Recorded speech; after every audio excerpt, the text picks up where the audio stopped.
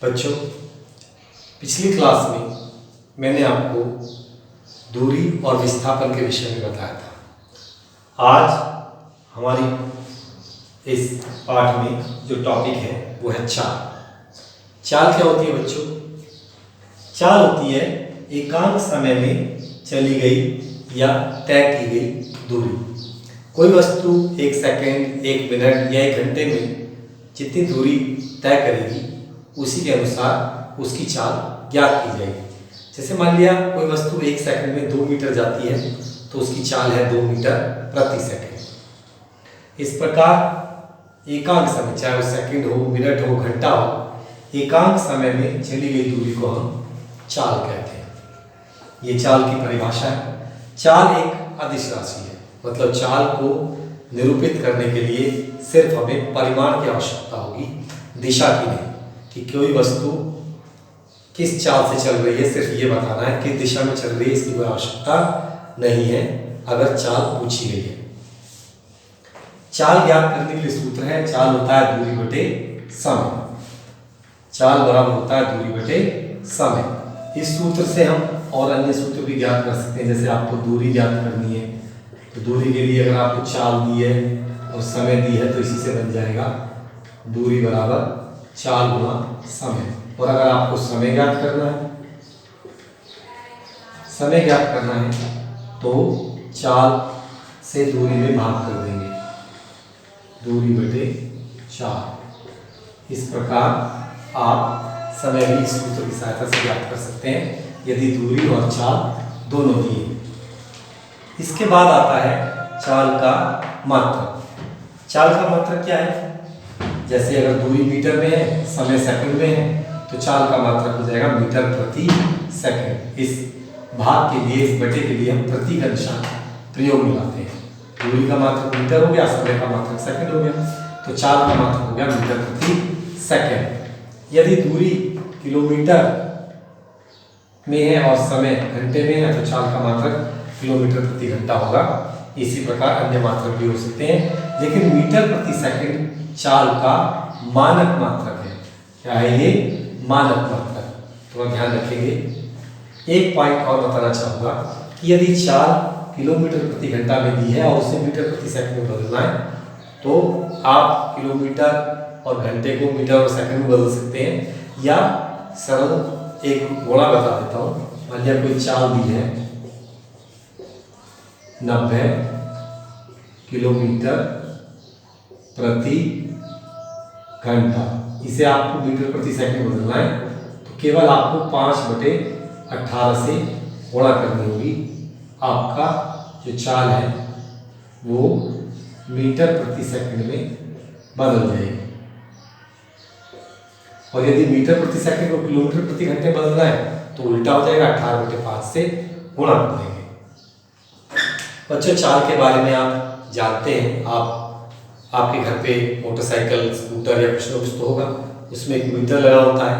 जब स्कूटर या मोटरसाइकिल चलते हैं तो वो मीटर बताता है कि आपकी चाल कितनी है। वहाँ पर वो मीटर किलोमीटर प्रति घंटा में चाल को मापता है। ठीक है, समझ रहे? उस मीटर में चाल नापने के लिए जो होता है उसे स्पीडोमीटर कहते हैं, तथा जो एक दूरी भी नापता है, दूरी नापने के लिए भी उसमें एक मीटर लगा होता है, उसे हम ऑडोमीटर कहते हैं।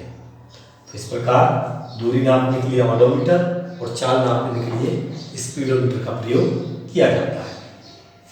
बच्चों, होता है एक समान गति। अगला टॉपिक है एक समान चाल। यदि कोई वस्तु एक निश्चित समय में निश्चित दूरी तय कर रही है तो उसकी चाल या उसकी गति एक समान है। जैसे मान लिया कि एक सवार मोटरसाइकिल पे जा रहा है और वो 1 घंटे में 30 किलोमीटर जा रहा है, फिर एक अगले घंटे में 30 किलोमीटर जा रहा है, फिर अगले घंटे में फिर 30 किलोमीटर जा रहा है, तो उसकी जो चाल होगी या गति होगी उसे हम एक समान गति या एक समान चाल कहेंगे। इसे हम ग्राफ द्वारा जब निरूपित करेंगे तो एक सीधी रेखा प्राप्त होगी। यदि दूरी और समय में हम एक ग्राफ खींचेंगे एक समान गति के लिए तो एक सीधी रेखा आएगी। यदि असमान गति है, असमान गति कब होगी? जब कोई वस्तु एक निश्चित समय में भिन्न भिन्न दूरी तय करती है। जैसे कि हम मोटरसाइकिल या किसी गाड़ी से चलते हैं, पहले घंटे में हम 30 किलोमीटर चले और दूसरे घंटे में हम 20 किलोमीटर चले, फिर अगले घंटे में हम 30 किलोमीटर चले, फिर अगले घंटे में 5 किलोमीटर चले। हो सकता है भीड़ भाड़ हो, ट्रैफिक जाम हो। तो यहाँ पर जो हमारी गति है वो असमान गति है। असमान गति में अगर दूरी और समय के बीच में ग्राफ खींचा जाएगा तो बच्चों वो एक सीधी रेखा नहीं होगी, वो टेढ़ी मेढ़ी रेखा होगी। तो इस प्रकार मैंने आज आपको चाल समझाया और एक समान गति तथा असमान गति को समझाया, उन्हें ग्राफ द्वारा किस प्रकार निरूपित करना है। तो आज इसमें इतना ही समझिए बच्चों। थोड़ा सा मैं दूरी समय ग्राफ को भी आपको समझाना चाहता हूँ। यहाँ पर एक समान गति के लिए मैंने एक दूरी समय ग्राफ बनाया है। इसमें मैंने y अक्ष पर दूरी और x अक्ष पर समय लिया है। दूरी किलोमीटर में है, समय घंटे में, 1 घंटा, 2 घंटा, 3, 4 किलोमीटर, 5 हो गया एक खाने में, फिर 10, फिर 15, फिर 20। इसी प्रकार हम देख रहे हैं कि दूरी बढ़ रही है ऊपर की तरफ। इस समय ग्राफ से दूरी समय ग्राफ से हम क्या क्या ज्ञात कर सकते हैं। इस दूरी समय ग्राफ से हम चाल ज्ञात कर सकते हैं। चाल होती है दूरी बटे समय। तो एक निश्चित समय में देख लीजिए वस्तु कितनी दूरी चली है। जैसे मान लिया देख सकते हैं 2 घंटे में कितनी चली है, तो 10 किलोमीटर चली है 2 घंटे में। इस बिंदु पर दूसरा घंटा है और इधर दूरी 10 किलोमीटर है, तो हम चाल निकाल सकते हैं। 10/2 बराबर 5 किलोमीटर प्रति घंटा। इस प्रकार अगर आपको एक समान चाल का दूरी समय ग्राफ दिया हुआ है तो आप चाल ज्ञात कर सकते हैं। यदि आपको दूरी निकालनी है सीधे सीधे, वैसे अगर आपको चाल पता लगी तो आप दूरी निकाल सकते हैं। दूरी होती है चाल गुना समय। लेकिन अगर किसी ग्राफ से सीधे सीधे आप दूरी निकालना चाहते हैं तो उस ग्राफ के द्वारा बने त्रिभुज का जो क्षेत्रफल होगा वही ग्राफ द्वारा तय की गई दूरी के बराबर होगा। तो इसमें दूरी हमें ये त्रिभुज नजर आ रहा है। ये त्रिभुज एक समकोण त्रिभुज है और समकोण त्रिभुज का क्षेत्रफल क्या होता है, 1/2 आधार गुणा ऊंचाई। तो 1/2 आधार, इसमें ये 2 घंटे हैं यहाँ से यहाँ तक, और ऊंचाई जो है वो इसकी 10 इकाई है। तो यहाँ 10 आ जाएगा, 2 से आपका 2 कट गया, तो 10 किलोमीटर। तो आप देख रहे हैं कि वो 2 घंटे में 10 किलोमीटर दूर ही गया है। इस प्रकार ग्राफ की जो छाया है उसका क्षेत्रफल ज्ञात कर लीजिए, आपको दूरी का ज्ञान हो जाएगा। मैं ये जो बिंदु है इसको O मान लेता हूँ, इसको A मान लेता हूँ, इसको B मान लेता हूँ, इसको C मान लेता हूँ। मैं विशेष रूप से इस AB ग्राफ के बारे में चर्चा करना चाहता हूँ। ये जो AB ग्राफ है ये समय के समांतर है। ये AB ग्राफ है समय के समांतर है। बच्चों ध्यान रखना, यदि दूरी समय ग्राफ में ग्राफ समय के समांतर हो जाता है, इसका मतलब वस्तु कोई दूरी तय नहीं कर रही है। यहाँ पर विराम अवस्था है। कौन सी अवस्था है, विराम अवस्था, यानी वस्तु रुक गई है, समय बढ़ रहा है लेकिन वो कोई दूरी तय नहीं कर रही है। तो इस तरीके से हम इस दूरी समय ग्राफ से बहुत सारी बातें जान सकते हैं। अभी हमने बच्चों चाल के बारे में पढ़ा, अब मैं आपको वेग के बारे में पढ़ाऊंगा। वेग क्या होता है बच्चों? वेग होता है एकांक समय में हुआ विस्थापन। जैसे चाल था एकांक समय में चली गई दूरी, उसी प्रकार एकांक समय में हुआ विस्थापन वेग कहलाता है। कोई वस्तु एकांक समय में जितना विस्थापित होगी वो उसका वेग होगा। वेग के बारे में और भी बात जानते हैं। वेग एक सदिश राशि है। इसे केवल परिमाण की नहीं बल्कि दिशा की भी आवश्यकता होती है कि वेग किस दिशा में है वस्तु का। इसमें दिशा भी हमें निरूपित करनी पड़ेगी, तभी हम वेग को पूर्ण रूप से बता पाएंगे। इसके बाद आता है वेग का सूत्र। वेग का सूत्र है विस्थापन बटे समय। जैसे चाल का सूत्र था दूरी बटे समय, उसी प्रकार वेग का सूत्र है विस्थापन बटे समय। मात्रक, विस्थापन का मात्रक भी मीटर, किलोमीटर ये सब होता है, तो इसी तरीके से वेग का मात्रक भी मीटर प्रति सेकंड होगा। बच्चों, वेग और चाल देखने में कुछ कुछ एक जैसे लगते हैं, परंतु दोनों में काफी अंतर है।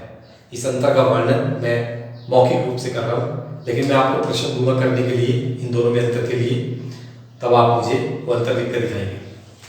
देखिए, वेग एक सदिश राशि है जबकि चाल एक अदिश राशि है, और आप ये भी बेहतर तरीके से जानते हैं कि अदिश राशि कभी शून्य नहीं होती, परंतु सदिश राशि शून्य या ऋणात्मक भी हो सकती है।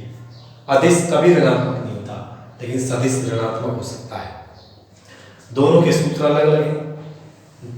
वेग, चाल का सूत्र है दूरी बटे समय, जबकि वेग का सूत्र है विस्थापन बटे समय। मात्रक दोनों के सेम है, ये दोनों में समानता है, लेकिन सूत्र अलग है, दोनों की परिभाषा अलग है, दोनों राशि अलग है। वेग ऋणात्मक हो सकता है, लेकिन चाल कभी ऋणात्मक नहीं हो सकती। तो इस प्रकार हम इस वेग वाले टॉपिक को बहुत अच्छे से समझेंगे। बहुत महत्वपूर्ण टॉपिक है जो हमारे आगे भी काम में आएगा। अब बच्चों, हम बात करते हैं औसत चाल की। औसत चाल, जैसे मान लिया जब हम या कोई वस्तु काफ़ी दूर तक जाती है, जैसे मान लिया हम ही अपने घर से एक शहर से दूसरे शहर में जाते हैं, तो पहले अपने घर से बस अड्डे तक जाते हैं, तो वहाँ शायद ऑटो से जाते हैं, उसकी स्पीड काफ़ी कम होती है। फिर बस अड्डे से बस में बैठते हैं, उसकी स्पीड काफ़ी ज़्यादा होती है। फिर बस से उतर कर फिर ऑटो में या पैदल चलते हैं, तो हमारी स्पीड कुछ और होती है। परंतु पूरी यात्रा के दौरान हमारी कुल चाल कितनी रही, उसे हम कहते हैं औसत चाल। औसत चाल निकालने के लिए बच्चों हम सूत्र लगाते हैं, कुल तय की गई दूरी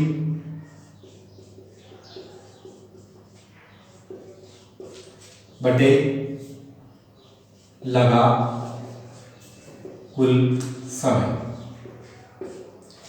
कुल तय की गई दूरी और कुल लगा समय अगर हमें याद है तो हम औसत चाल ज्ञात कर सकते हैं। इसके बाद अगर वेग निकालना है, औसत वेग, औसत वेग के लिए भी एक फॉर्मूला है कि वस्तु जिस वेग से प्रारंभ में थी और जो वस्तु का अंतिम वेग था, सिर्फ हमें वो पता होना चाहिए, हम औसत वेग भी ज्ञात कर सकते हैं। इसके लिए बहुत साधारण सूत्र है, प्रारंभिक वेग प्लस अंतिम वेग बटे 2। इस सूत्र से हम औसत वेग ज्ञात कर सकते हैं। मैं औसत चाल पर आंकिक प्रश्न एक आपको समझाना चाहता हूँ, और औसत चाल पर काफ़ी पूछे जाते हैं प्रश्न। मैं एक आंकिक उदाहरण आपको समझाना चाहता हूँ। तो मैं एक उदाहरण लेता हूँ। एक गाड़ी पहले 2 घंटे में 30 किलोमीटर प्रति घंटा से चलती है, चाल से चलती है, तथा अगले 3 घंटे 40 किलोमीटर प्रति घंटा की चाल से चलती है। गाड़ी की औसत चाल ज्ञात करें।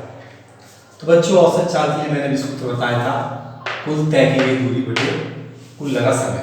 तो सबसे पहले हमें इसमें गाड़ी ने कितनी दूरी तय की है वो निकालना चाहते हैं।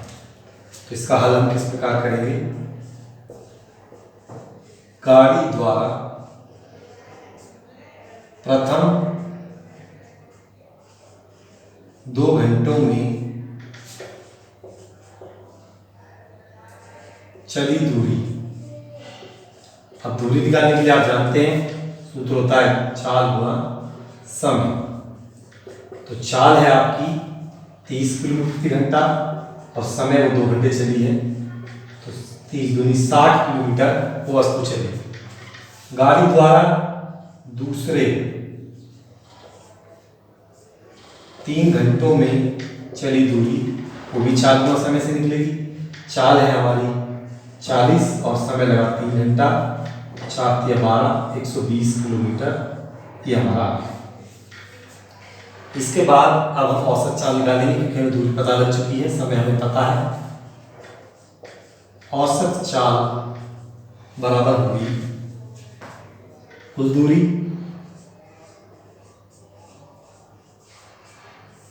बटे कुल समय। कुल दूरी हमारी चली है 60 प्लस 120 और समय लगा है हमें 2 प्लस 3 5 घंटे 180 बटे 5। तो यहाँ पर हम बात करेंगे 5 से 5 के 15 बचेगा 5 36। तो औसत चाल आ गई 36 किलोमीटर प्रति घंटा। तो इस प्रकार हम ज्ञात कर सकते हैं औसत चाल।